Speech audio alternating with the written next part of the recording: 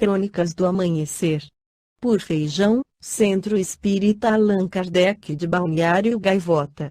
Balneário Gaivota, 19 de abril de 2024.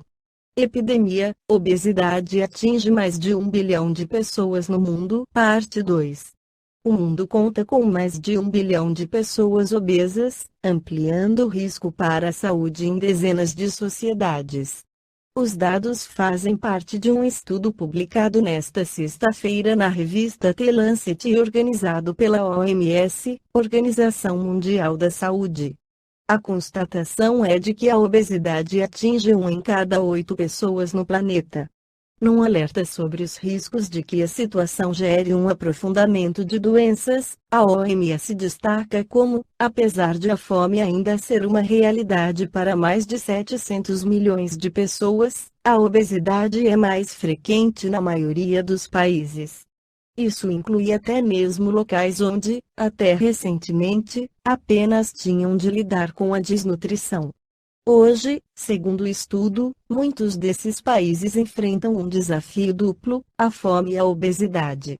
De acordo com a OMS, a obesidade deixou de ser um problema apenas dos países ricos e se transformou num problema mundial. Para demonstrar isso, o estudo destaca que, entre 1990 e 2022, a taxa de obesidade entre adultos duplicou no planeta. As taxas de obesidade entre as crianças, de 5 a 19 anos, se multiplicaram por 4, no mesmo período 43% dos adultos estavam acima do peso em 2022. O estudo está sendo considerado como o mais completo já realizado sobre a condição de fome e obesidade no mundo. Para isso, entrevistou e coletou dados sobre 220 milhões de pessoas em 190 países. Embora as taxas de subnutrição tenham caído, ela ainda é um desafio de saúde pública em muitos lugares, principalmente no Sudeste Asiático e na África subsaariana. Já os países com as maiores taxas combinadas de baixo peso e obesidade em 2022 foram as nações insulares do Pacífico e do Caribe e as do Oriente Médio e Norte da África. O prazer material sentido nessas atividades, como bem vimos, se deve ao fato da necessidade de que o homem as procure em prol da sua conservação em vida. O problema está aqui, pelo egoísmo e pela fraqueza moral, o homem se entrega a vícios supérfluos e desnecessários. Um bom exemplo é o cigarro, um vício criado pelo orgulho humano, assim como as drogas em geral, que visam a busca por sensações transitórias que espiritualmente causam enormes problemas. Como estudamos anteriormente, o perispírito tem ligação com o corpo físico e imprime neste todas as nossas atitudes de consequência física e espiritual. Se bebemos e atingimos nosso fígado físico, área semelhante em nosso perispírito sofrerá uma lesão. Se fumamos e tornamos nossos pulmões não saudáveis, sentiremos ao desencarnar os sintomas de falta de ar e dor na área espiritual que ficariam os pulmões. Todas essas atitudes que ferem nosso perispírito serão sentidas pelo espírito ao passar para o mundo espiritual.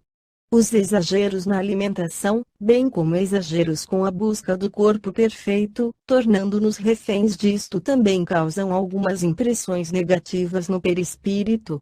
Anabolizantes, por exemplo, deformam e criam inflamações maléficas para o organismo e isto se reflete no espírito.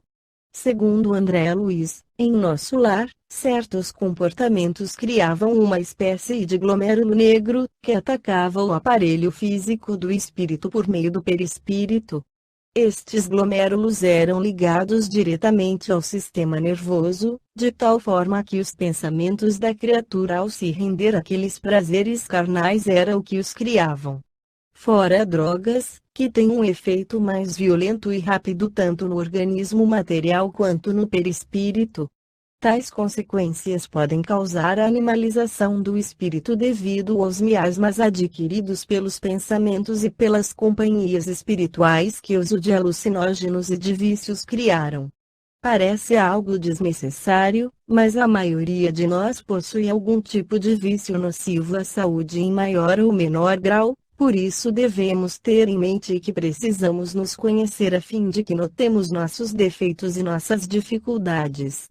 Notado isso, devemos trabalhá-las, o que significa lutar contra os arrastamentos negativos. Se soubermos quais são nossas dificuldades, teremos mais possibilidades de compreendê-las e com isso aplicarmos toda a nossa energia e vontade para que tenhamos hábitos mais saudáveis e compatíveis com espíritos em evolução que somos.